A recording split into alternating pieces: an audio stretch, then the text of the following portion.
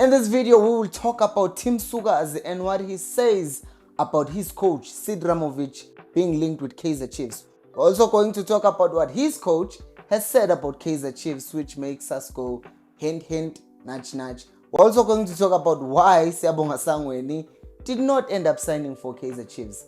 And last but not least, preview the game between Kaizer Chiefs and Cape Town Spurs, the final game, the decider of whether or not we get top 8.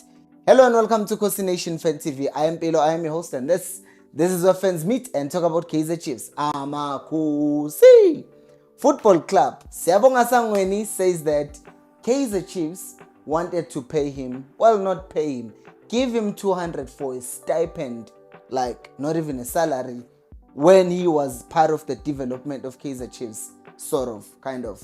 And then he ended up leaving Chiefs because there was a team that was going to pay him 1,500. This was back then in 1999, so this is a long time ago. But it made me think of the fact that, you know what, Kaizer Chiefs has this ability of finding really good players, but for some reason they just screw these things over. Because you think of Njabulo Blom, who was at Kaizer Chiefs, he was happy to extend his contract, but then they were chipping out on him because they said, you're a development player, you don't deserve to be paid enough money because we developed you. And then they lost the player just like that. I feel like Kaizer Chiefs scout well, they find good young players to develop, but somehow the attitude towards those players is horrible. Look at what's happening with Samuel Ozwane. He's not being played in the senior team, and there might be a team that might end up taking him. You look at Puso Titechane. Yes, he was wrong for not wanting to pay ball boy, but you ask yourself, was that the only way of disciplining him? Now he's playing for TS Galaxy. He was developed by Chiefs, but now he's shining for TS Galaxy. Mamelodi Sundowns or Orlando Pirates will probably end up buying Utitechane, and then he'll play against Kaizer Chiefs. So I think that these other things, because Siyabonga Sangweni was part of the Pirates team under Rudy Kroll, where they were just dominating the league and the Cubs, and you were thinking, he could have been our player. Anyways, we're not there, because where we are is the fact that Team Sukazi says that he would be open to the idea of Ramovic going to Kaizer Chiefs. However, Chiefs have not said anything to him.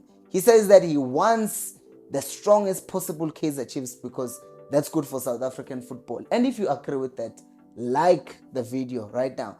And Ramovic himself has not really hid the fact that he wants to join Kaizer Chiefs. First of all, when they were playing Chiefs, I think a few weeks ago, the 2-2 draw, I think 2 weeks back, he came out and said nice things about Chiefs. And now in that interview with Robert Marawa, he said Kaizer Chiefs is probably the most beautiful club in South African football. We see you, Sid. So if Chiefs wants this coach, clearly wants to go. Even though Team Sukazi is open, we know this about Team Sukazi. He doesn't really want to hold on to like his best assets because he knows that if he big Chiefs comes for Sid, they will have to pay TS Galaxy.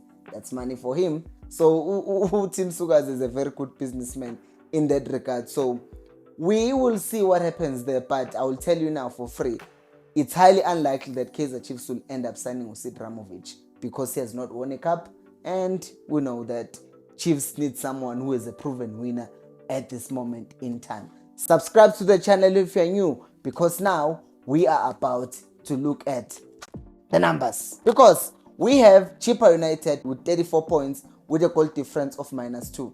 If they win a game and Chiefs loses the game against Cape Town Spurs, that means Chippa United will have 37 points and will be above Kaizer Chiefs.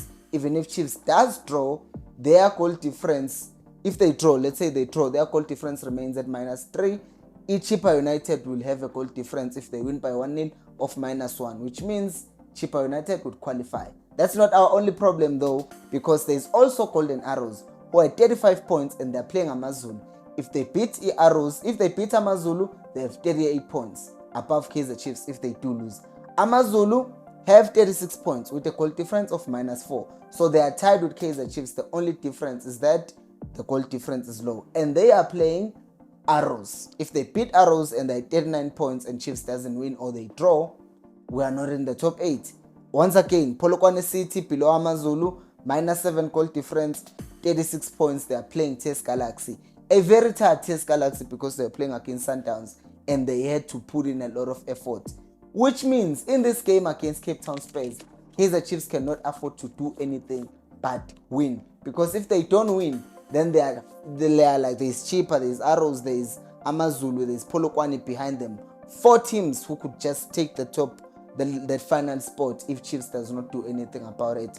So how can they do this? How can Kaizer Chiefs beat a team that has nothing to lose, that is just trying to perform and entertain their fans in Cape Town Spurs?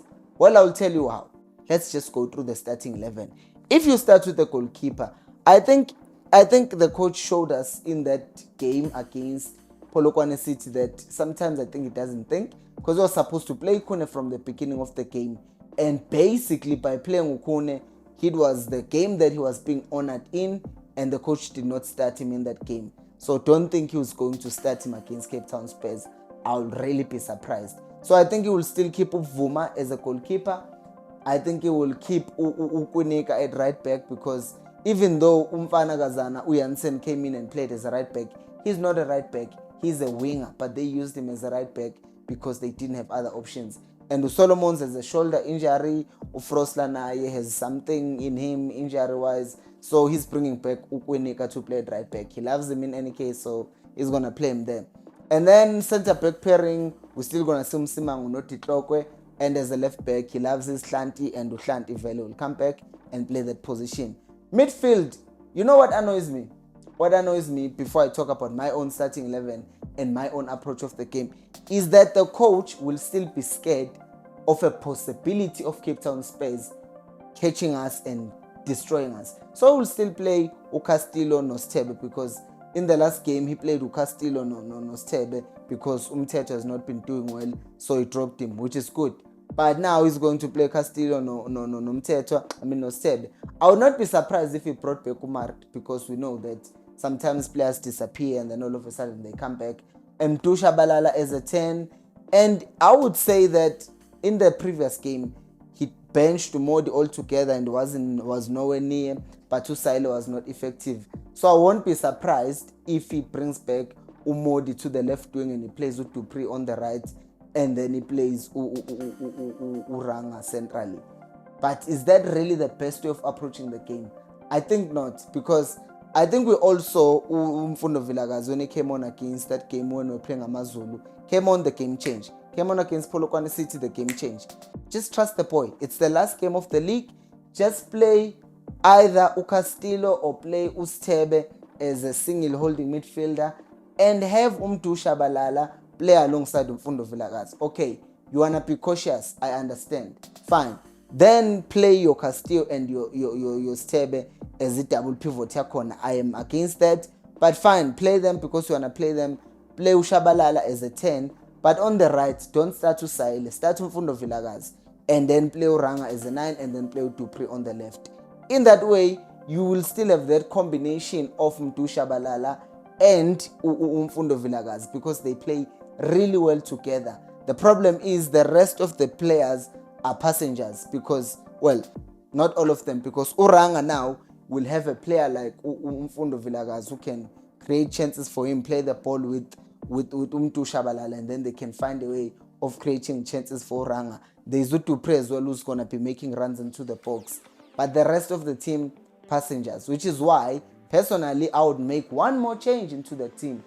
I would also bring on Usamgelo Zwane in that position and let him play as play him as a second pivot, right? So if you're playing Ustebe, play Usamgelo Zwane next to him, because we have seen Usamgelo Zwane playing alongside Ustebe. They play really well. So this is me saying these are the few tactics, because Castillo hasn't worked, so take him out. It's not like you're hating yourself too much. If Usamgelo doesn't perform, easy, you take him out at halftime. If Mfundo doesn't perform, you take him out at halftime. No harm, no foul. But Lento Wuti, we are going to a game that we need to win, and we're still going to be cautious. That's not on. Because we've been talking about how the last 10 games of the season, we'll play each and every one of them as if it's a final, but all of them, we've played them with so much caution that it's been boring. I am not flying to Cape Town to do this. It's boring. No, we don't want to do that. We want to see our team give it their all in the final game. and for Johnson to redeem himself. But we know this one. He will look at all the fixtures and he will think, Chippa United won't beat Sekukune, Arrows will draw with Amazulu, and he will say, Polokwane will lose to TS Galaxy. Let's get a draw and we will be fine. That's what that coach will be thinking. Now, how would you set up your team? And do you actually think that Chiefs has a chance of qualifying for a top 8, or we're going to screw the whole thing up? Let me know down in the comment section below. Thank you so much for watching, and until next time, remember, Khosi, I'll